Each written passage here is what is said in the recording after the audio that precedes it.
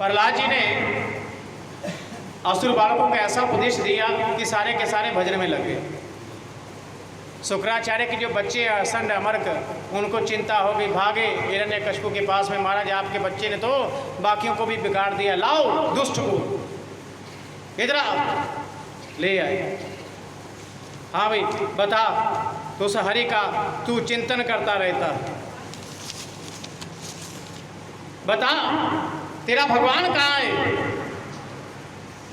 बता तेरा भगवान कहाँ है। प्रहलाद जी कहते हैं पिताजी जे ना पूछो कि भगवान कहाँ है, पूछना है तो जे पूछो कि भगवान कहाँ नहीं है। आप में है, मुझ में है, इनमें है, इस सारी बैठी हुई सभा में है। अच्छा इस खब्बे में भी है, हाँ है। यदि से सर्वत्र कस्मात् न दृश्यते, यदि इसमें भी है तो दिखता क्यों नहीं है। क्या भगवान तो दिखते हैं मन की आंखों से, इन चक्षुओं से नहीं दिखते। और जिस मन में भी अभिमान बड़ा हो भगवान, उस मन से भी नहीं दिखते। तब हिरण्यकशिपु ने हाथ में एक बड़ा सा मुदगर लेकर जैसे ही खंबे पर मारा तो कहते खंबे में बड़ी जोर से गर्जना हुई और वहां से भगवान नरसिंह रूप में प्रकट हुए। बोले नरसिंह भगवान की। तब नरसिंह भगवान ने देखते देखते हिरण्यकशिपु को पकड़ा और घर के बाहर दरवाजे की दहलीज पर जाकर अपनी जांघों के ऊपर लेटा लिया। हिरण्यकशिपु को 2-4 थप्पड़ लगाए, लेकिन हिरण्यकशिपु हंस रहा है। कहा तुझे मृत्यु से डर नहीं है, हंस क्यों रहा है। कहा तू मुझे नहीं मार सकता। क्यों? मुझे ना आदमी मार सकता है ना जानवर। कहा मैं तुझे आदमी लगता हूँ या जानवर? ना आदमी ना जानवर, ना अस्त्र से शस्त्र से, कहा नाखूनों से मारूंगा तुझे। ना मैं अंदर मर सकता हूँ ना बाहर, तो कहा दहलीज के ऊपर है। ना दिन है रात है, तो कहा सायकाल है। 12 महीनों में कहा तेरे लिए 13वां महीना बनाया स्पेशल पुरुषोत्तम मास।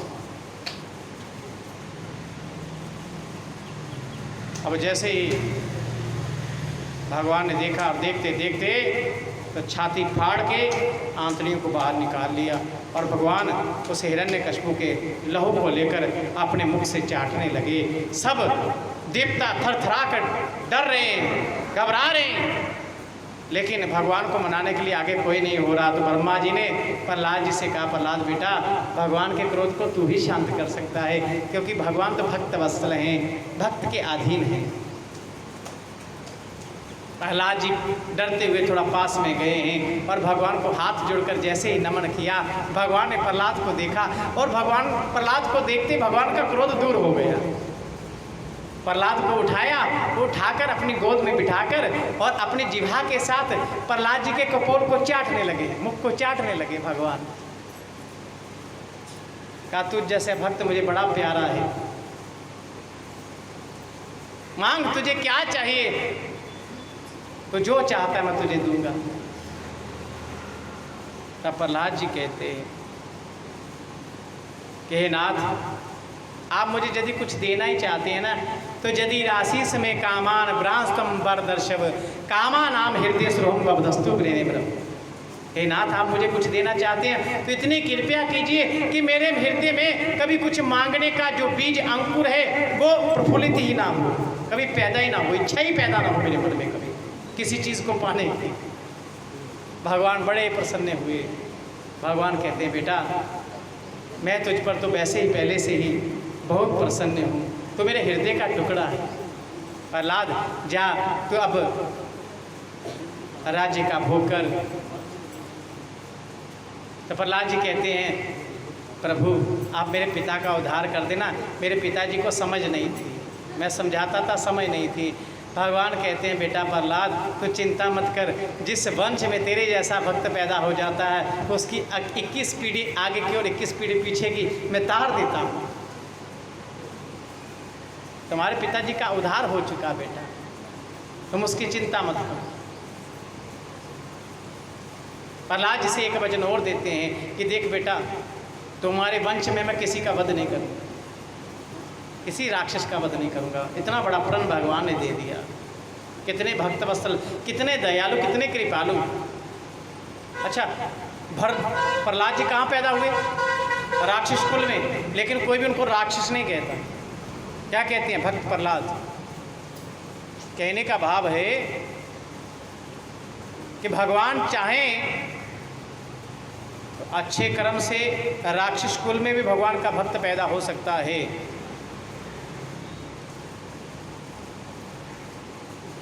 राक्षस कुल में भी भक्त पैदा हो सकता है, और अगर ना चाहें तो अच्छे कुल में भी राक्षस पैदा हो सकता है। बोले वृंदावन बिहारी लाल की जय, राधा रानी सरकार की जय। तो इस प्रकार जय प्रहलाद जी की बड़ी पावन कथा थी।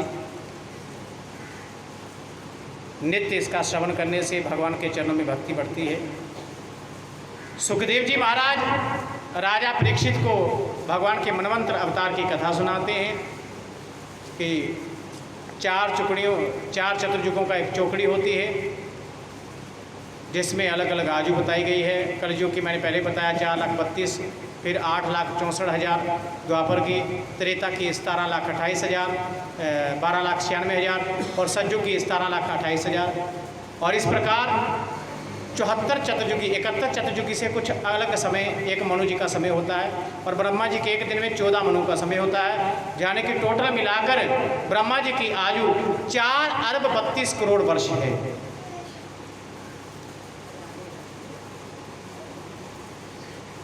सुखदेव जी महाराज राजा परीक्षित से कहते हैं कि भगवान का नाम इतना महान है, भगवान इतने कृपालु है कि भगवान इंसान की तो छोड़ो, भगवान अगर कोई जानवर भी भगवान का नाम ले ले तो उसका भी उद्धार कर देते हैं। गजेंद्र का भी भगवान ने उद्धार कर दिया।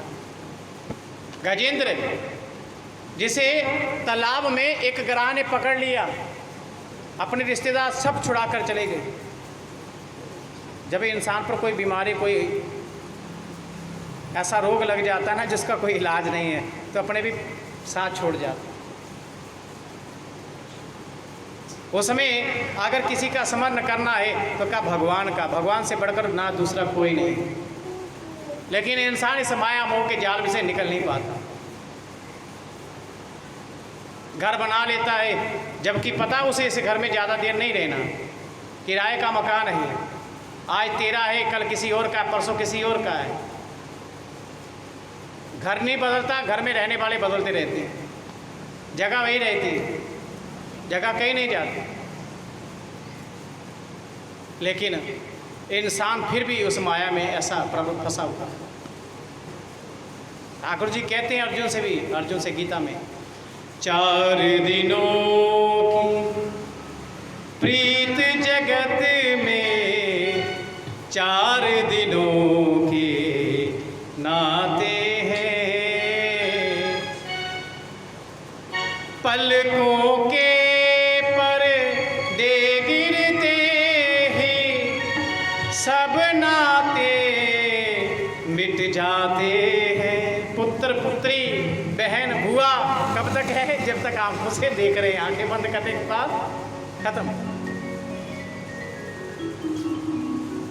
घर के प्राणी तेरे मरने के बाद में पगले मरघट तक ले जाते हैं।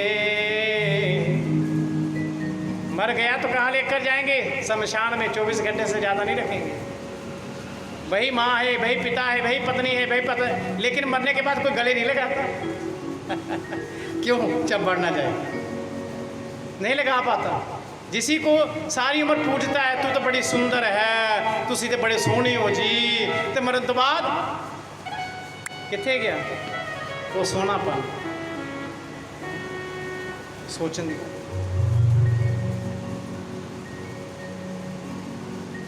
मरने के बाद कहाँ ले गए? मरघट। घर के प्राणी के जाने पर घर की शुद्धि कराते हैं। जिसको मखमल बनाया, करोड़ों रुपया लगाया, पेंट लगाया, दरवाजे आलीशान महल बनाया, अच्छा उसी घर में तुम मर गए, तुम चले गए, लेकिन वो घर अपवित्र हो गया। जब तक रहे तब तक पवित्र था, लेकिन तुम मर गए वहाँ पर अपवित्र हो गया। अब शुद्धि कैसे? हवन करवाओ। घर के प्राणी के जाने पर घर की शुद्धि कराते हैं। कुछ तो समझो। जिनकी चिंता में तू जलता वही चिता को जलाते हैं। जिनकी चिंता में तू जलता था आखिर में इन्होंने जलाया तुझको। जो तेरे हृदय का टुकड़ा था उसी ने आग लगाई। जिनकी चिंता में तू जलता वही चिता को जलाते हैं। जिनके लिए खून बहाया जल सम जल में वही बहाते हैं। खून पसीना बहाते हो जल के समान है। घर बार तैयार करते हो आखिर में वही अर्थियां प्रवाह करते हैं जल में। और पिंडदान कर प्रेतात्मा से अपना पिंड छुड़ाते हैं। पंडित जी कहते फड़ांदा चार जी हाथ से पिंड और गए हरिद्वार पिंड दान करना जी। रखो जी 5 मिनट हाथ च रखिया पैरों पर बैठे दा वो मन दे विच मंत्र बोल लिया। पंडित जी मंत्र बोल दिया। अब बोलिए मत चुपचाप बैठ जाइए। तो वो मंत्र बोल रहा है पंडित मंत्र बोली जा रहा बोल रहा लेकिन जो हाथ में पिंड लेकर बैठा है वो सोच रहा है कि कब मंत्र खत्म और कब छोड़ूं।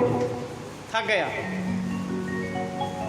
पिंड दान कर प्रेतात्मा से अपना पिंड छुड़ाते हैं। इन नातों के मुंह में पड़ कर मूर्ख जन्म गवाते हैं। अर्जुन से कह रहे ठाकुर तोड़ नातों की बेड़ी अर्जुन जो पागल तुम्हें बनाते हैं। इन नातों की बेड़ी तोड़ दे इनमें पागल हो जाएगा तू। कुछ नहीं कर पाएगा। युद्ध कर युद्ध कर। तुम्हारा इंसान का है क्या? कुछ नहीं है। भजन करो क्योंकि हरि का भजन करो हरि है तुम्हारा।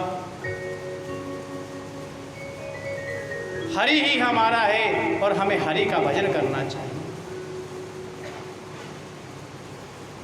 आज गराह ने पांव पकड़ लिए हाथी के लेकिन हाथी ने पूरा जोर लगाया। उस गज ने हाथी ने पूरा जोर लगाया लेकिन कई वर्षों तक युद्ध चलता रहा। लेकिन कहते गजेंद्र की हार होने लगी। क्यों? क्योंकि वो जल में थे और जल में रहने से ग्राह की जो शक्ति है वो बढ़ती है तो वो कमज़ोर होता हाथी। गज कमज़ोर होता गया ग्राह की शक्ति बढ़ती गई और जब देखा कि अब मेरा बस नहीं चल रहा तब हाथ जोड़ लिए। इंसान जब हर जगह से मात खा जाता तभी भगवान की शरण में आता है। और पिछले जन्म का कर्म था कि भगवान में स्मृति लग गई तो भगवान की स्तुति की और भगवान की स्तुति करते हैं कि यदो वाचो निर्वतन्ते अप्राप्य मनसा साहा कि उस परमात्मा को जिसे मन की बाणी भी ना पाकर वापस लौट आती है मन सहित उस परमात्मा को मैं प्रणाम करता। जो सृष्टि के पालन हेतु हैं उसके पालन करता है उसका संहार करने वाले हैं उन हरि की शरण में मैं पड़ा हूँ। वे नाथ इस भव से इस ग्रह के चंगू से मुझे छुड़ाएं।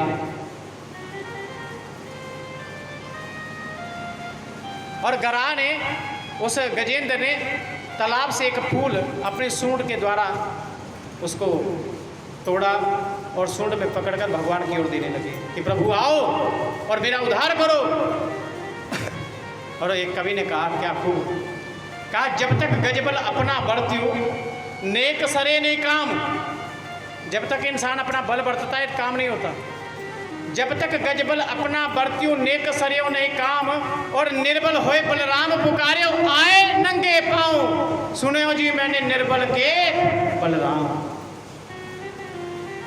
निर्बल होकर जब गज ने पुकारा तो भगवान अपने गरुड़ पर सवार होकर एक क्षण भी नहीं लगाया और सामने प्रकट होकर हाथ में सुदर्शन चक्र छोड़ा, ग्रह का मुख फाड़ा और अपने भक्त का उद्धार कर दिया। बोली वृंदावन बिहारी लाल। ऐसे भक्त वत्सल। लेकिन वैकुंठ को जाने लगे तो देखा ग्रह तो पहले बैठा है। इनको श्राप था, कुहू नाम का गंधर्व था, इसको देव ऋषि का श्राप था, ग्रह बना हुआ। तो उसे कहने लगे भाई मैं अपने भक्त के उद्धार के लिए गया तो गज जो है जय इंद्रधूमन नाम का राजा था, तो वो राजा सोचने लगा कि अब प्रभु आपने मेरा उद्धार तो किया, मुझे साथ में लेकर आए, लेकिन ये पहले ही आपके वैकुंठ धाम में बैठा है। तो भगवान कहते हैं कि देखो जो मेरे भक्त के चरण में पड़ते हैं, जो मेरे भक्त के चरण पकड़ते हैं, अपने भक्त का उद्धार तो मैं बाद में करता हूँ, लेकिन अपने भक्त के चरण पकड़ने वाले का उद्धार मैं सबसे पहले करता हूँ। बोली भक्त वत्सल भगवान की जय। इसके बाद समुद्र मंथन की कथा है और समुद्र मंथन में 14 प्रकार के रत्न निकले जिसमें अमृत निकला। उस अमृत को भगवान ने मोहिनी रूप धारण करके राक्षसों की जगह देवताओं को पिलाया। देवता बलवान हुए। राक्षसों के राजा जो बलि हैं इनको शुक्राचार्य ने मृत संजीवनी विद्या से युद्ध में जब मारे गए तो पुनर्जीवित किया और फिर ब्राह्मणों की सेवा करके एक रथ प्राप्त किया और फिर तीनों लोगों पर अधिकार किया और इंद्र अपने घर से बेघर हो गए। अदिति माता से प्रार्थना की। अदिति माता ने भगवान की तपस्या की और भगवान से वर प्राप्त किया कि आप मेरे इंद्र का राज्य लौटाने के लिए मेरे पुत्र रूप में प्रकट हुए। तब भगवान वामन रूप से आदिति जी के जहाँ प्रकट हुए हैं, कश्यप जी के जहाँ। बोले वामन भगवान की छोटा सा रूप है और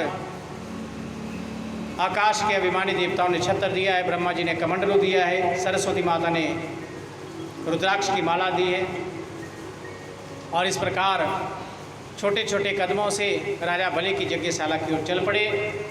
तो राजा बलि उस समय यज्ञ कर रहे थे। 99 यज्ञ हो चुके से जो 100वां यज्ञ है, अगर वो 100 यज्ञ हो जाते तो फिर आने वाले जो मनवंतर है, यही मनवंतर है, इसमें इंद्र फिर बलि हो जाता।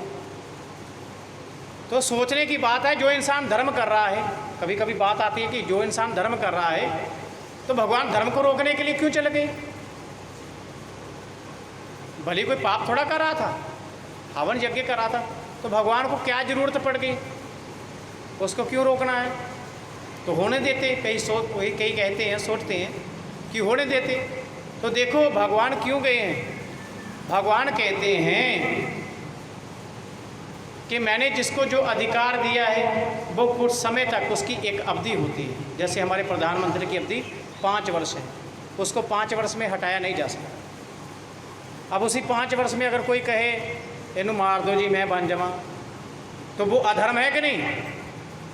बलि धर्म का कार्य कर रहा है, लेकिन अधर्म को मन में धारण करके। क्यों? मैं इंद्र बनना चाहता हूँ। इंद्र की तो भी अवधि है, इंद्र की तो अवधि है,